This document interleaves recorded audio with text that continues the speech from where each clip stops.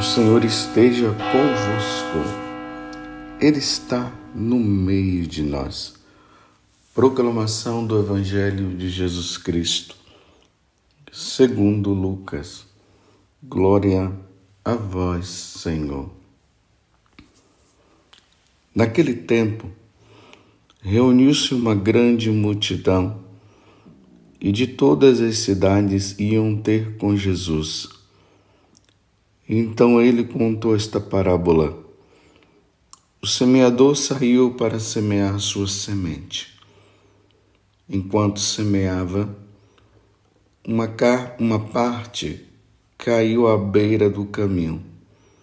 Foi pisada e os pássaros do céu a comeram. Outra parte caiu sobre pedras, brotou e secou porque não havia umidade. Outra parte caiu no meio de espinhos e os espinhos cresceram juntos e a sufocaram. Outra parte caiu em terra boa, brotou e deu fruto 100 por 1. Dizendo isso, Jesus exclamou: quem tem ouvidos para ouvir, ouça. Os discípulos lhe perguntaram o significado dessa parábola. Jesus respondeu: a vós foi dado conhecer os mistérios do reino de Deus, mas aos outros só por meio de parábolas, para que olhando não vejam e ouvindo não compreendam. A parábola quer dizer o seguinte: a semente é a palavra de Deus. Os que estão à beira do caminho são aqueles que ouviram, mas depois vem o diabo e tira a palavra do coração deles, para que não acreditem e não se salvem. Os que estão sobre a pedra são aqueles que, ouvindo, acolhem a palavra com alegria, mas eles não têm raiz. Por um momento acreditam, mas na hora da tentação voltam atrás. Aquilo que caiu entre os espinhos são os que ouvem, mas com o passar do tempo são sufocados pelas preocupações, pela riqueza e pelos prazeres da vida e não chegam a amadurecer. E o que caiu em terra boa são aqueles que, ouvindo com um coração bom e generoso, conservam a palavra e dão fruto na perseverança. Palavra da salvação. Glória a vós, Senhor. Meus irmãos e minhas irmãs, hoje a igreja celebra esse grande bispo e doutor da igreja, São Roberto Bellarmino. Ele nasceu ali no século XVI, em Montepulciano, na Toscana, na Itália. Ele era jesuíta. E foi ordenado sacerdote lá na cidade de Roma. Ele não foi um mártir, mas São Roberto Bellarmino, ele sustentou célebres disputas em defesa da fé católica. Ele ensinou teologia no Colégio Romano. Antigamente existia essa questão, onde os católicos eles eram empenhados mesmo em defender a fé católica. Eram chamados os padres apologistas. Existia no coração dele um desejo muito grande de que os católicos não perdessem a sua alma, não abandonassem a fé. Vamos dar um exemplo: o protestantismo, quando surgiu. Quantos católicos abandonavam o catolicismo para se tornar protestante? E aí Deus, ele foi suscitando grandes homens e grandes mulheres que com oração, com dedicação e com empenho, eles entravam em disputa com aqueles que já não acreditavam em Deus ou não seguiam mais o ensinamento da Igreja Católica. Então eles se empenhavam em disputar mesmo, mostrar para o outro que eles estavam errados. São Roberto Bellarmino, ele entrou nessas disputas, defendendo a igreja, não permitindo que os católicos se deixassem se levar por heresia, porque dentro do coração de São Roberto Bellarmino estava o desejo de que as pessoas não perdessem a alma. É nesse sentido que é importante na Igreja Católica a recuperação desses homens e dessas mulheres empenhados nesta defesa, os apologistas. Que no dia de hoje Deus conceda a todos nós a graça de que surjam dentro da igreja, nesses tempos difíceis que nós estamos, pessoas cheias do Espírito Santo, que amam a Igreja Católica, que amam as Sagradas Escrituras, que desejam sim que as almas não se percam e por amor a Deus possam defender a fé católica. Não dá, meus irmãos, para nós vivermos hoje, nesses tempos difíceis, simplesmente dizendo que está tudo bem, que está todo mundo salvo, que toda religião salva, sim, que cada um pode criar os seus deuses e não tem problema, porque toda religião leva para o céu e todos os deuses também, e que precisamos todo mundo nos unir, porque nós somos todos irmãos, então não dá para levar o evangelho, deixa cada um viver a religião como quiser. Não, meus irmãos, não dá. Aqui não estou falando de simplesmente pessoas que fazem isso por orgulho. Não é por orgulho, é por amor à igreja, é por amor a Jesus Cristo, é por amor a cada pessoa para que elas possam se salvar e não se perder. Que São Bernardo, São Roberto Bellarmino interceda por todos nós. E é por isso que hoje nós estamos ouvindo o Evangelho de São Lucas, capítulo 8, do versículo 4 até o 15º, onde Jesus conta as parábolas. Nós ouvimos há um tempo atrás as parábolas sendo contadas por São Mateus. Agora nós estamos ouvindo por São Lucas. E São Lucas, da mesma forma como aconteceu com Mateus, depois que Jesus contou, os discípulos chamam Jesus e pedem para ele que ele possa traduzir melhor, porque eles não tinham entendido o que Jesus havia falado. E nós vimos que Jesus depois traduziu, esmiuçou cada situação aonde aquelas sementes haviam caído, sabendo que o semeador é Jesus.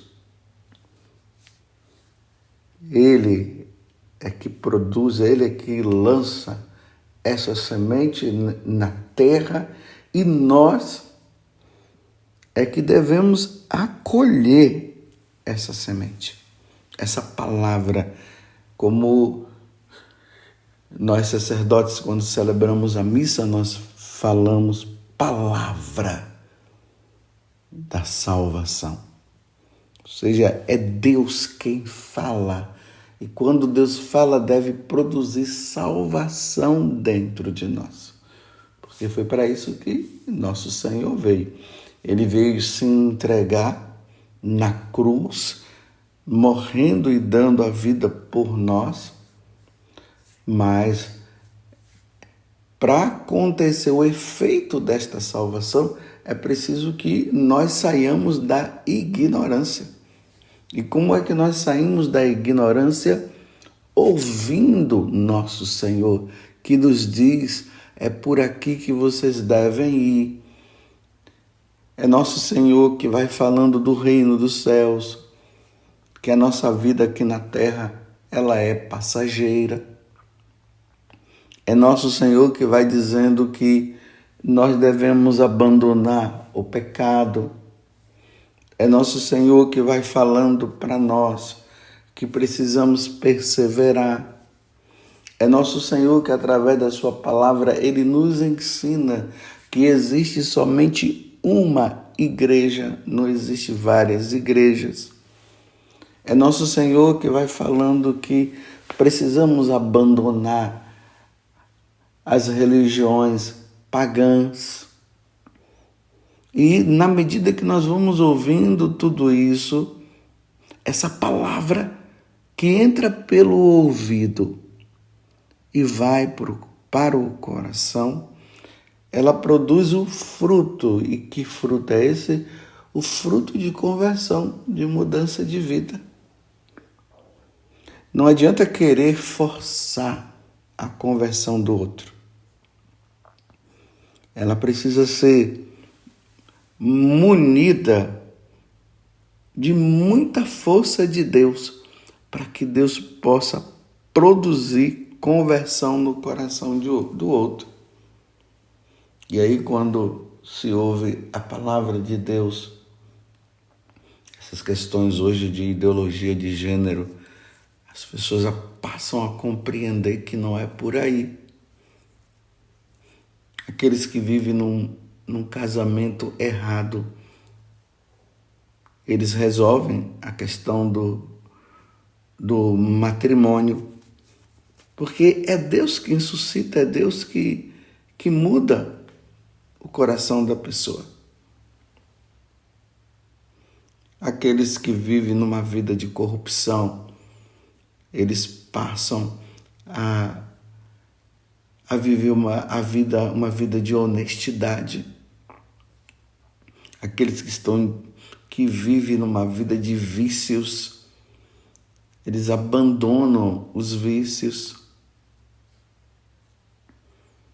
É isso que a palavra semeada do nosso coração, ela deve produzir frutos de conversão, frutos de mudança de vida, frutos de santidade.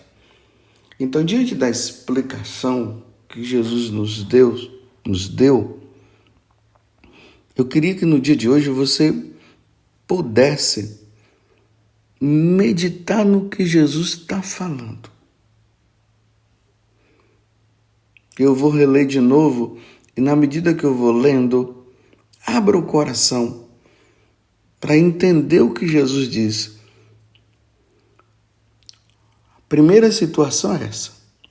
Os que estão à beira do caminho são aqueles que ouviram, mas depois vem o diabo e tira a palavra do coração deles. Então, o demônio vem e ele consegue mudar o que Deus falou, ele consegue enganar, Foi o que ele fez com Eva. E depois Eva fez com que Adão entrasse na onda dela. O demônio tira. Ele tira através da mentira. Observe você que tem ouvido a palavra de Deus. Você está permitindo que o diabo tire de você? Será que você está naquela situação de que você está olhando o mundo e está achando que é melhor lá fora? Não deixe o diabo tirar a palavra do coração. Ela precisa produzir salvação e o diabo, ele quer tirar. A segunda situação são os que estão sobre a pedra, que são aqueles que, ouvindo, acolhem com alegria, com entusiasmo. Você já viu aquelas pessoas que dizem: agora sim, agora encontrei a verdade, não vou abandonar não, e todo mundo fica ali animado. Aí Jesus está dizendo: mas não tem raiz, não tem doutrina. A pessoa não estudou a fé católica. Ela está apenas naquela empolgação. Aquelas pessoas que vão no encontro e já voltam de lá dizendo, como eu acabei de dizer, agora eu sou de Jesus. Mas ela não estudou a doutrina da igreja. Ela não permitiu que essa palavra entrasse e levasse aquele tempo necessário para que ela pudesse criar raízes. E por um momento acredita, mas na hora da tentação volta atrás. Vou dar um exemplo claro para você. Aquele que vive lá no mundo das drogas, está no vício da droga e de repente ele diz: agora eu não vou usar mais essa droga, acabou, agora é Jesus na minha vida e tal. Aí passa um momento, surge alguma questão, aí de repente a pessoa está lá fumando de novo, injetando droga no corpo. Então Jesus está dizendo: cuidado. Levam ele facilmente. Um outro exemplo, né? Porque eu estou falando para os católicos, isso precisa ficar bem claro. Estou falando para os católicos. A pessoa, ela muda de vida hoje, diz que ela é de Deus. Acontece um problema na família, alguém morre. Aí vem os espíritas e começam a dizer: olha, nós temos como fazer com que você fale com o seu avô, sua avó, sabe lá quem. E a pessoa, por ela não ter uma doutrina sólida, ela ainda não sabe que o espiritismo, ele não se une à Igreja Católica de maneira nenhuma. Eles não acreditam na divindade de Jesus. Eles pregam a reencarnação e nós falamos da ressurreição. Eles falam que é possível invocar os espíritos e conversar com esses espíritos. Aí fala que os espíritos desencarnados que estão voando por aí, as pessoas que entram, esses espíritos que entram no corpo de um animal, e é assim que vai se obtendo a salvação, dizendo que a pessoa se salva apenas pela caridade, não pelo sangue, não por Jesus Cristo que nos salvou. Então, a pessoa, ela não tem essa doutrina, de repente ela está lá. Ela abandona a Igreja Católica. acha aquelas palavras bonitas que o pessoal fala e de repente está lá invocando os mortos e tudo mais, porque não tem doutrina, não tem raiz. A pessoa ela precisa perseverar em Deus. E para que a doutrina entre é preciso empenho, dedicação, estudo, comparação, isso com aquilo, para que haja um entendimento maior. Então esses são aqueles que não têm raiz. Por um momento dizem que é de Deus e de repente já mudou de vida. Estejamos atentos, você que é católico. Hoje tem surgido tantas seitas por aí e eles vão bater na porta da nossa casa. A primeira coisa, quando essas pessoas batem na porta da nossa casa, é perguntar: você é católico?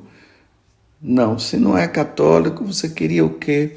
Quer um cafezinho, sim? Não tem discussão, meus irmãos. Não se enverede, porque você, de repente, não tem uma doutrina sólida. Eles vão conseguir pegar em algumas coisas que a igreja já mostrou, já falou como é que é. E a pessoa, infelizmente, por ela não saber, como eu estou dizendo, ela acaba se deixando levar. Não discutam. É católico, sim. Você é católico da igreja católica, apostólica, romana? Sim, tá bom, aí tem conversa. Se não é, com toda educação, olha, não me confunda, eu não quero ouvir e deixa para lá. Você entendeu? Então, há aqueles que a semente ela caiu nos espinhos. E Jesus está dizendo, são aqueles que, com o passar do tempo, são sufocados pelas preocupações, pelas riquezas e prazeres dessa vida e não chegam a amadurecer.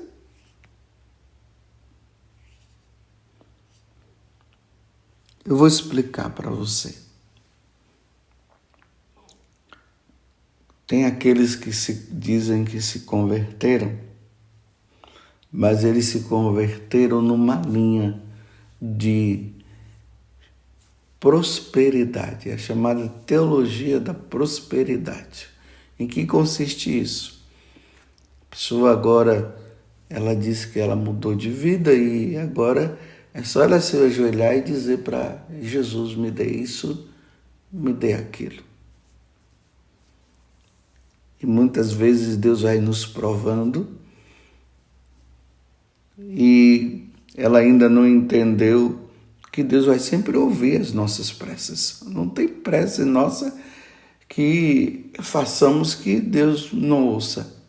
Deus ouve, mas é Deus quem diz se vai dar ou não isso ou aquilo que se está pedindo. Porque se não servir para a nossa salvação, Deus não vai nos dar. Aí a pessoa ouve, fica ali naquele vitimismo, porque antes ela pedia as coisas e Deus dava, e agora Deus não me ouve mais. Aí o demônio entra, para dizer que, tá vendo, Deus não ama você, ou senão ele vai tentar dizendo que Deus não existe, vai começar a dizer que toda aquela experiência que você teve foi uma coisa da sua cabeça. Aí a pessoa abandona. Porque na cabeça dela, Deus está ali para resolver todos os problemas materiais. E Deus, ele quer nos salvar. Ele veio nos dar salvação. E elas abandonam, como Jesus está dizendo. Porque não chega ao amadurecimento. Aí tem aqueles também que levava uma vida de prazer, tanto o prazer na área da sexualidade, como o prazer de ter coisas, o prazer da bebida, todo tipo de prazer. Aí, quando ela se encontra com Deus, quando ela se encontra com Jesus, no início ela está empolgada, mas de repente ela começa a a olhar e ver, mas agora eu não faço mais isso, eu não faço mais aquilo. Aí o demônio manda os secretários e começa a dizer que agora você já não é dos nossos, você agora já não tem mais aquela alegria, né? Aquela alegria da mundanidade. E como a pessoa não está ainda com essa fé perseverante, essa vida com Deus, ela acaba abandonando também e volta aos prazeres. Quantas pessoas que você conhece, que eu conheço também. Eu abro um parêntese aqui, eu não estou dizendo para nós nos compararmos com eles e acharmos que nós somos melhores do que eles, porque isso pode acontecer conosco. Fecho o parêntese, voltando ao que eu estava dizendo, e eles, essas pessoas que estavam com Deus, agora voltou para a vida mundana e não querem saber. A carta aos Hebreus diz que aqueles que foram iluminados pelo Espírito Santo e abandonaram aquela experiência dificilmente voltará. Então nós precisamos entender que a nossa vida não está baseada nesse tipo de prazer. A verdadeira alegria vem de Deus. E nós não buscamos uma alegria passageira, nós buscamos a alegria eterna. E para isso, essa alegria eterna que é no céu, ela vai gerar dentro de nós muita renúncia. Ninguém pense que o seguimento de Jesus vai passar sem renúncia, não. É preciso renunciar, é preciso banir da nossa vida tudo aquilo que não fala de Deus. E ali numa luta, diariamente. Mas não, a pessoa pensa que a vida com Deus vai continuar naquela vida prazerosa, naquela vida de pecado. Não, é uma luta, é uma ascese que se faz. Rezai e orai. Rezai para não cair na tentação. É isso que Jesus fala. Orai, vigiai. Então, é feita de oração, a nossa vida é feita de oração e é feita de vigilância, para nós não cairmos na tentação. Como eu falei antes, na medida que eu estou falando aqui, estou traduzindo o que já está traduzido numa linguagem mais simples, você vai observando, você está em qual dessas condições. Esteja atento. E aí tem aqueles que, na verdade, são a alegria de Deus. Aquela semente que cai em terra boa, são aqueles que, ouvindo com o coração bom e generoso, conservam. Está vendo, meus irmãos? Conservam. Hoje em dia, essa palavra, o conservador, ela está muito latente no meio de nós.